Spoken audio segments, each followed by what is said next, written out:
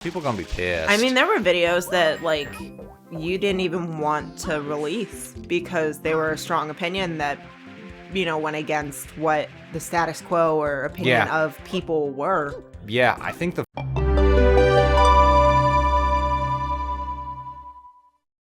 Alright, welcome back to some more of Super Mario Sunshine. In the last episode, we got to see a little bit of Corona Mountain. And now this is fully restored Delfino Plaza. No shadow in sight. You kind of pulled a little bit of a Stewie there. What would that... a little bit... We gotta see a little bit of Corona Mountain. Just a little bit. Just a little taste. Oh, I'm sure you'll see it next time. Yeah. Alright, so this episode is focusing on trying to accomplish the last two ridiculous missions, along with the final mission of Pianta Village. The final mission of Pianta Village is not that hard. It could be tricky, but compared to like the other two that I'm going to show you in this episode, this one's fine. Okay. Alright, so this is the end of Pianta Village, and it is Fluff Festival Coin Hunt. We're attending the Fluff Festival, and we have to find 8 red coins. And everybody's grooving and jamming. That's the party I want to go Let's groove tonight. Do-do-do-do-do-do. Oh, baby, spice is right. Do-do-do. We do. Spice is right. So that just like sent me into like a weird little spirally flashback. Go on. So whenever I was younger, we used to go out a lot. Mm-hmm. And we would go to like different bars and clubs and stuff, just like me and my coworkers, oddly enough, because I lived that entire life where it was like, you don't have friends, your coworkers are your friends. You don't have, I got like, you. It was very cultish, and I still actually have like a lot of weird things that happen. Oh, that job. Yeah, happen inside my cultish, body all comes together. because of that job. Whoa. But anywho, there has only ever been one club that I've gone to that two, okay, but they're different.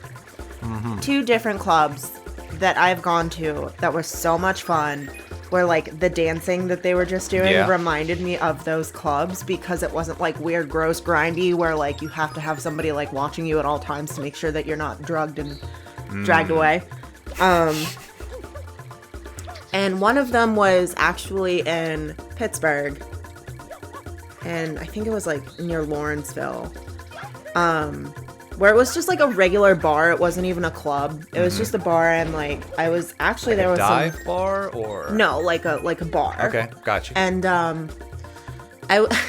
was there with friends, and I actually ran into like old classmates and an old teacher. So like we were just catching up and like, you know, seeing how everything was. Hey, how you been? Oh, joining a cult? Yeah, you know, that's fine.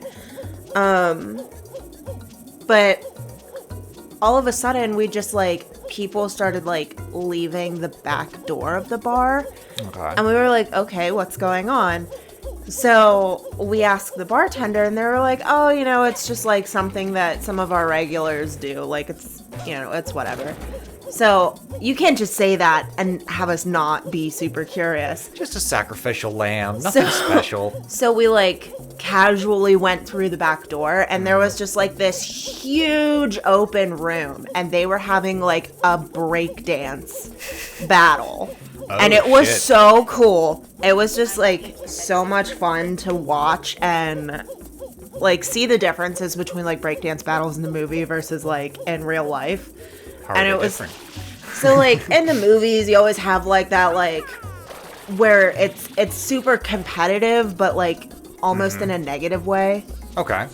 Where it's like, I'm better than you, like come at me. Yeah, like the scene from Starsky and Hutch when they're having the dance off. Come on. I've never seen it. It's fine. It's okay. It's Ben Stiller and Owen Wilson. Oh yeah. You're either a fan of it or you're not. But like these people were just having the best time. Mm-hmm. And it was just so much fun, and it was just such a unique experience. Mm-hmm.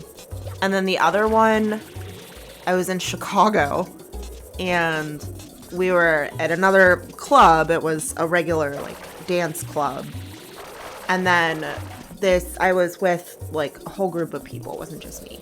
But there was probably like 8 of us all together, and we were all like huddled in a group because when you're in Chicago, that's what you do. You just like stay within your group. Don't leave your group, especially if you're not from Chicago. If you're not like, from the city, stick to your crew. Yeah. So it was the same when I went to Times Square. yeah, like you Stick close to your group. You just stay with your group. So Wandering eyes attract unwanted attention. Yeah, and like we weren't going out to like find strangers. It was literally just like, hey, we have a really difficult job. Let's go blow off steam.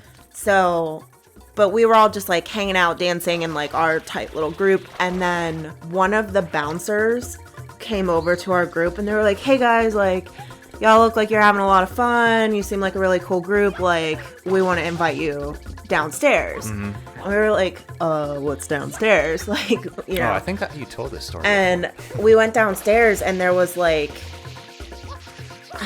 free flow rapping going on. And it was just Rap so, battle. yeah, it was just so much fun. And it like, I love that kind of stuff. Like, that was the fun part of the cult. yeah. Then it got weird. Okay, so it wasn't actually a cult. I don't know anyone who's watching if you've ever experienced like one of those super positive job environments. And it's just like surround yourself with the people that you want to be like. You know, you are who you surround yourself with. So then you're like, oh my God, all my friends are shit. Like, I should probably like surround myself with all these awesome people with the same ideals as me that aren't actually your own ideals but have been planted into your brain throughout the hiring process. But it was all super positive. Like, they weren't doing like... That's still a cult. Oh, yeah. Like, but they weren't doing like drink the Kool-Aid type stuff. It was... Fair. Like, it was very positive. It was very like how to think positively, how to like be a good influence, like all these things. But it just like, it didn't leave any room for creativity. Like an AA meeting. Yes. Hi, Johnny. It is We're here very for you, much Johnny. like AA, where you, like, everyone that you knew is gone.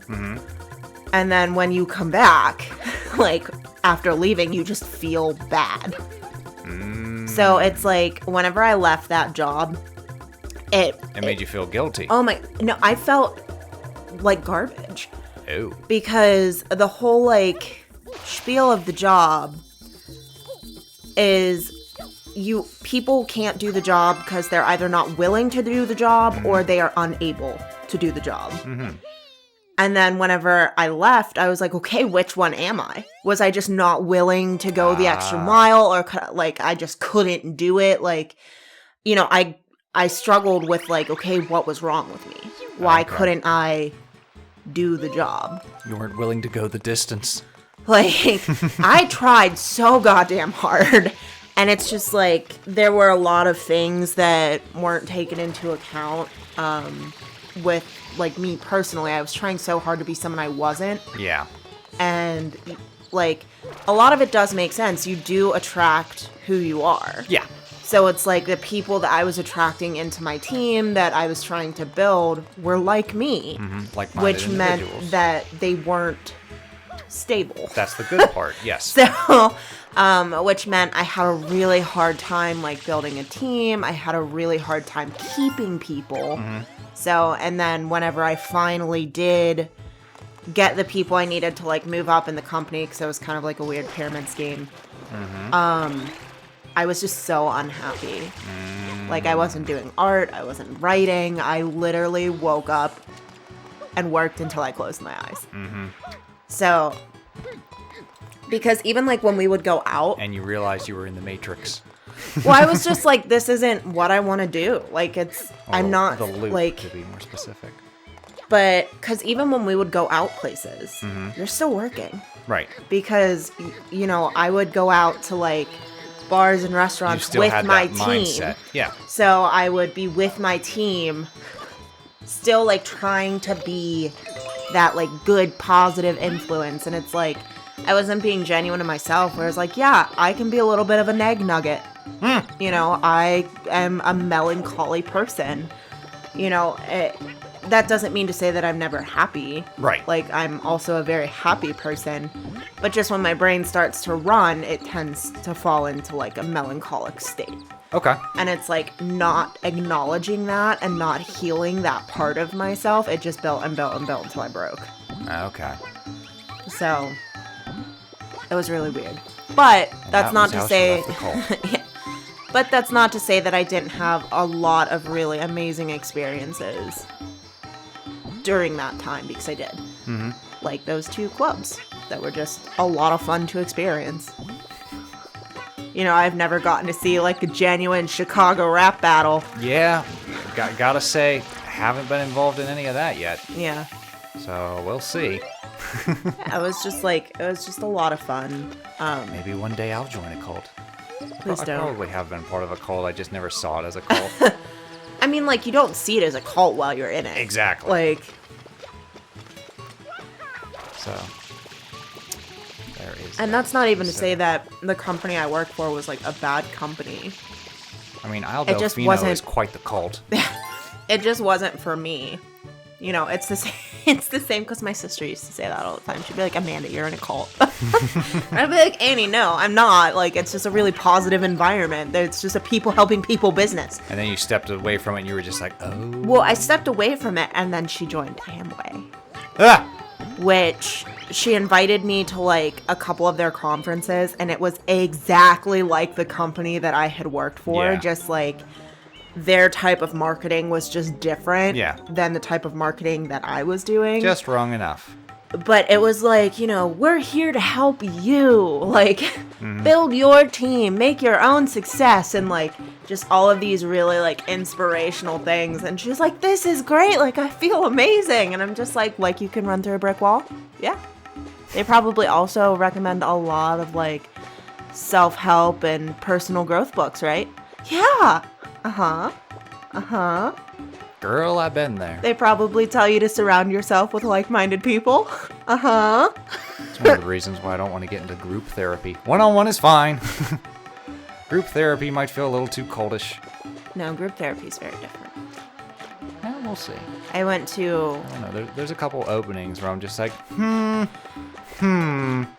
Because I'm very spastic and spontaneous, especially with people I'm comfortable with. Yeah. You can tell by listening to the commentary.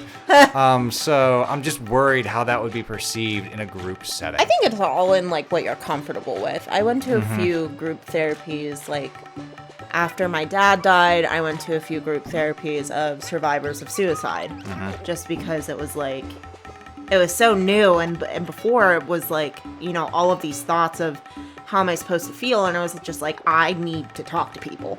So that was just a way to like talk to other people that are going through similar things. And then I also went to group therapy actually after I left my culty job, because I was in just such a state of disarray that I was like, I have no idea what to do with myself. You needed some kind of social circle. Like, well, not only that, I needed some kind of support. Because it's like... Support system. Got it. Everyone was so disappointed with me that I left the way that I left.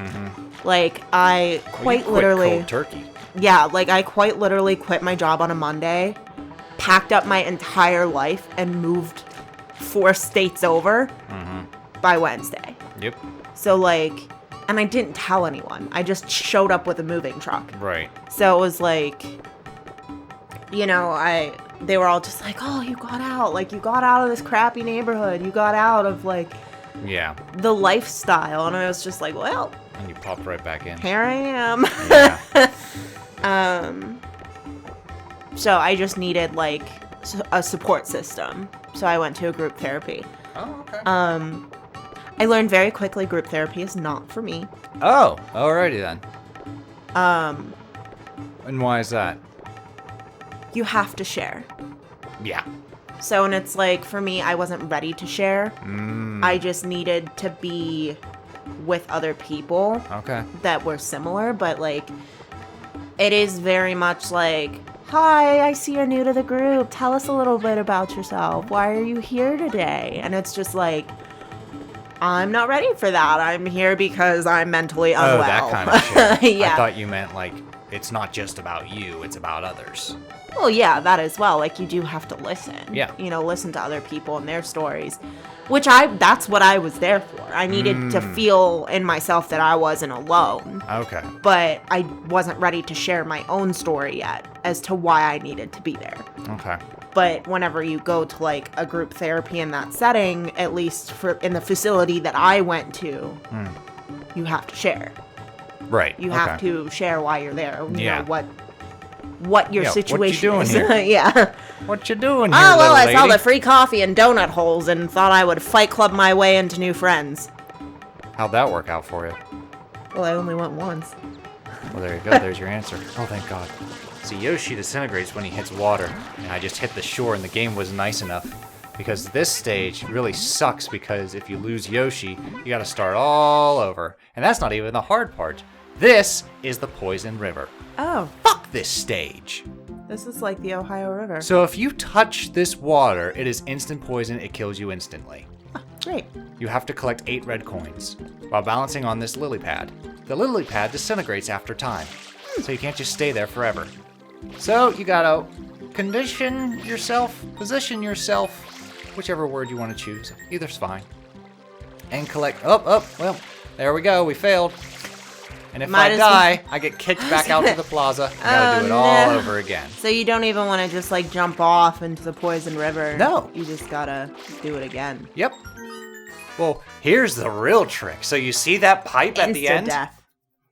There's a warp pipe at the end of the river, and it's just like, okay, well, if I failed to collect those coins, I'll take the pipe back to the start and ride the leaf again. It takes you back to Delfino Plaza. I discovered that during a practice record, and I said, fuck that, Oh my gosh. because it is frustrating. So yeah, this Mario, is the stay on most the feed. frustrating stage. This gets the #1 spot. Number 2 is frustrating too, but it's easy to get to. Okay. It doesn't require Yoshi and a Yeah. long trek, and don't touch the water. No, seriously, don't touch the water. The floor is poison water. The floor is similar to lava. Son of a bitch. It's wet lava. There's gotta be a way to get that coin, because that is the only coin that's just like floating above to where you have to jump and grab it. That is the only one that gives me trouble. See, I feel like I would overthink it and be like, maybe if I, like, jump up on the side and, like, run down the rail. That's probably like... what you gotta do. Because, like, the first 3, they're more or less in a line. Not bad. Fuck. Alright, failed it.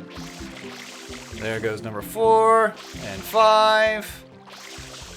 Can I at least get the 1-up mushroom? Nope. See, everyone was like, oh, it's There he super goes. forgiving. Floating dead down the river. It's like Florida canals. Mm-hmm. Floating dead. Too soon? Wait, what? Now, what were you saying before that? All of our bedtime apps are going on. Yeah, We're I see recording this. a little bit later than we usually do. Yeah, we're usually morning recorders. We had some fun times. This is the morning report. Ah! Fudge. Fudge. Except I didn't say fudge. Oh, I'm stuck. Can I fight against the current? Can I move? Can you name yeah. that movie? One more time. Fudge. But I didn't say fudge. But I didn't I say said fudge. the mother of all Yes. curse words. That is A Christmas Story. Yes. Ralphie! He's just what? Shit! I couldn't even get the side of the... No! That movie has so many gems, but that one is honestly one of my favorite parts when she calls the other mom and you just hear her going, "Wah, wah." I love that one. And of course, there's like, you'll shoot your eye out, kid. Yeah. But my personal favorite is when the lamp shatters and he's just like, there, you happy? You ruin everything. You take everything from me, or something along those lines. There's another good part, including the lamp, that I feel like a lot of people overlook. Mm-hmm. So whenever they're leaving the house, I think to go have dinner, and she shuts the lamp out. And Yeah. he's like, what are you doing? She goes, well, I have to save electricity. And then they go to the car and you look at the house and every single light is on except for the lamp. Mm-hmm. Hard to believe that movie had sequels. Or a What? sequel. Yeah. Oh, is it the one where, like, Ralphie plays the dad? I think that's it, Okay. yeah. Was that a sequel or was that considered like a remake? It's 'Cause I called thought The it was Christmas Story 2. So, you tell me. I've never seen it. I just know it exists. Yeah. And I'm just like, why? It's those movie sequels that you don't know exist, but they do, and it's Yeah, just and like, you're just like, eh. I would have been better off knowing that this was not a thing. We used to put that movie on Christmas Eve through Christmas Day, just playing on. You don't have to. Just turn on, I think it was like TNT Yeah. or something. Well, that's and they what just that's play what we it. did, and it just played for 2 days straight. Because you've told me how you exhausted like VHS tapes. Oh yeah. And I'm just like, you don't have to do that with A Christmas Story. Just turn on, I'm pretty sure it was TNT or ABC or something. I think it was on both of them at one point. I wouldn't be surprised. If it wasn't that, it was Elf. They were just on non-stop. Yeah. Okay, so back to Sunshine. We can go back to the airport way from the start of the game, and we're going to collect 100 coins and also the 8 red coins. And you can only access this area after you unlock Corona Mountain. Okay. So you go back and it's just like, oh, the plaza's all better. We can go back to the airstrip. And then you just say, sure, I'll head back to the airstrip. And you go back here. He gives you a ride. Nice. So this is one of the few times where you want to use the turbo nozzle. This is very. It's turbo time. It's very Sonic-esque. Yeah, it is. Shit. Controls about as well as Sonic.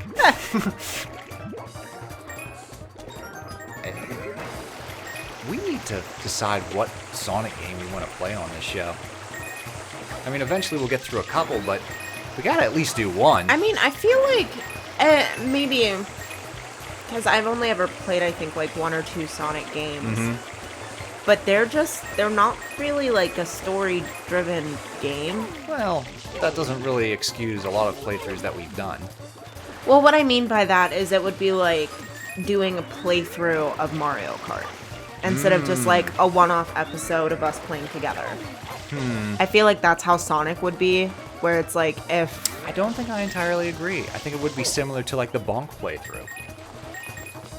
Just forget about Bonk. Aw, it was a fun time. It was only like 2 episodes though, right? 4. It's very fast. It went a little fast.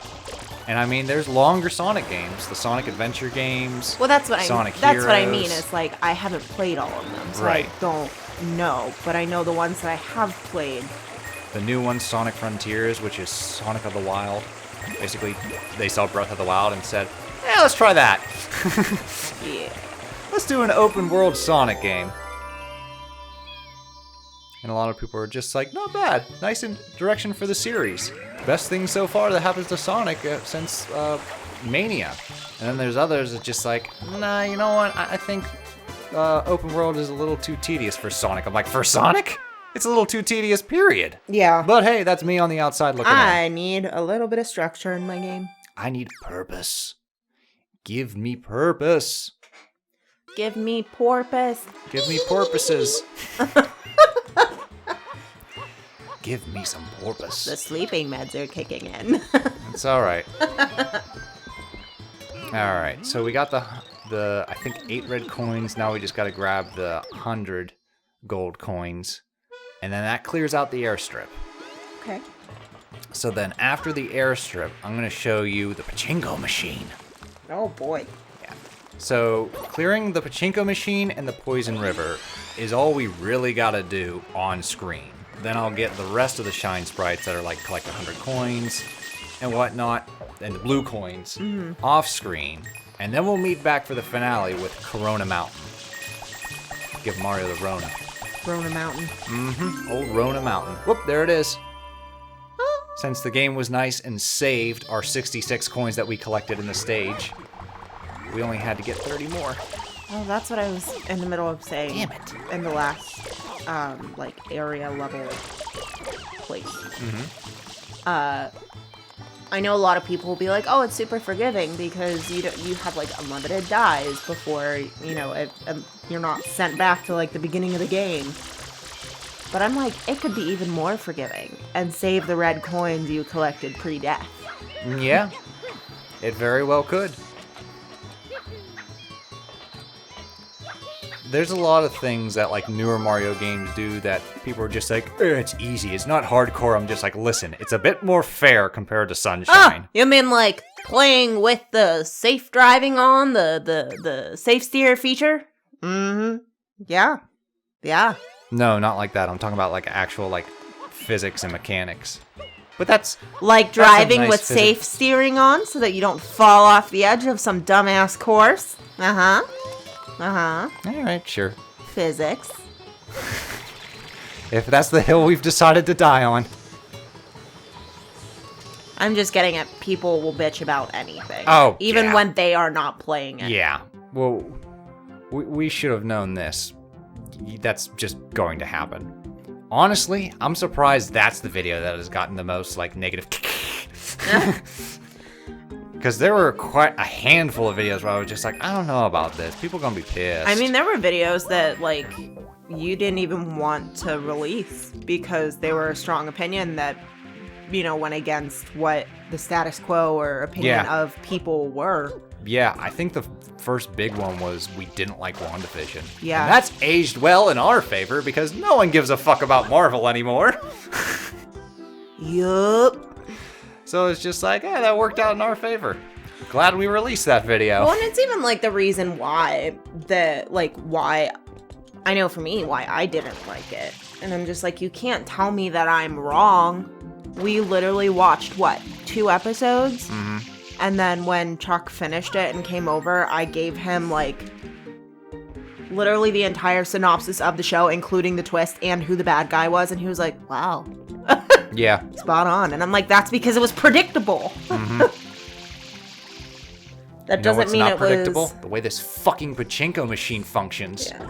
That doesn't mean that it was poorly filmed or anything. It looked fantastic. Like, the cinematography, the acting was good. It just, for me, like... I've said this before and I'll say it predictable. again. My stop was Endgame. Yeah. That was my last stop for You know, Marvel. it has end in the title. It was the perfect end for me. Well, not the perfect end. Personally, I think Infinity War was the better movie. Yeah. And the way it ended was ballsy enough to where it's just like, maybe adapt on. It could have been like a dark... Well, at first, ending. I saw Black Panther disintegrate, and I said, he's coming back, because there's no way. And that aged poorly because the actor passed away. Yeah. And I was just like, oh, shit. I think they did the handoff, though, to the actress that plays his sister. Yes, they did. And apparently Wakanda Forever is one of the better new Marvel things, but I'm just so detached from Marvel anymore that I don't For me, it's getting too preachy of, like, instead of just being what it is, it's trying to be, like, politically correct. And for me, like, not that being politically correct is bad or wrong. It's, like, making Captain Marvel a woman, to me, was just, like, there is a similar character to Captain Marvel that's a woman that exists. And instead of bringing that character out of the woodwork to beef up and to make more known, you would rather just change the character, which to me doesn't make sense. If there is a character that already exists and is established, why make a change like that? You know, to me, it doesn't make sense. And I'm just the bit like... that pissed me off about Captain Marvel was, I guess it's revealed how... the cat. How Nick Fury got his fucking scar. And I was just like, God, I hate it. I wasn't a fan of her character at all. Yeah, she was kind of dull. I don't remember the movie. But... I saw it once because I felt obligated to, because it's just like, well, she's going to be in the last Avengers movie. Might as well do my homework and watch this. So... And I was just like, not the worst, not the best. So here's what I would have done if I was writing for Marvel. Okay. And doing all of these things. I'll make it quick. So after Infinity War, when like half of the main characters disappeared, Yep. you know, they turned to dust. Yeah. I think they could have pulled something similar to like the Spider-Verse, where they're not dead, they're just away. Okay. Because they kind of do that in Doctor Strange, where there's like infinite realities. Yeah. Yeah. So they could have absolutely utilized that type of storytelling and then continued it that way instead of like, oh no, they're dead, and then like immediately bringing everyone back. That was another plot point that bothered me. In Multiverse of Madness. So in Infinity War, there was that one iconic scene where Doctor Strange is looking at all the outcomes of the battle and says, we win one. And it's a big deal, and it pays off in Endgame. And then in Multiverse, there was another one where they kill Thanos, and I was just like... That doesn't mean they won, though. Ah, okay. So, because it's like, he was getting at, like, the only way they're gonna win is if he dies. Yes. So when Thanos dies, I mean, the gauntlet still exists. Like, the gauntlet needs destroyed. At least that's how I took it. Okay. See, I took it as just like an ass pull cop out where I was just like, I mean, it very easily could have been that too. I love when stories establish rules and be like, this is an unbreakable rule. You will respect it. And I'm just like, okay, I will. And then all of a I sudden believe they're your like, world. Except for us. And then later on, they're just like, somehow Palpatine returned. And I'm just like, fuck you. Yeah. All right, that is a different tangent for a different day. I feel as though we should do a soapbox. Another Star Wars soapbox? Listen, we promised we would not talk about Rise of Skywalker until we brought Phil back, because we want to see a grown man cry. I want Phil to be just Phil, on camera, nothing around him. Okay. Talking about it, but still with the chipmunk voice. Okay. That would bring me great joy. That's the pitch. Oh, I have 7 of the 8 red coins. One more and I'm out of this hellhole. Dun, dun, dun. Oh, please, it's the one to the left. Shit. And once you slide down, you can't jump off. You gotta keep sliding until you reach the bottom. You know, like a pachinko machine. Yep. No, I mean, you can't even fight these physics. I'm trying to cheat. Like a machine. Oh, no. Oh, okay. In the next Goodbye, episode, Mario. we're going to complete the pachinko machine. Too bad. That's not the 2 I like to hear at the end of our episodes. Toodles. Much better.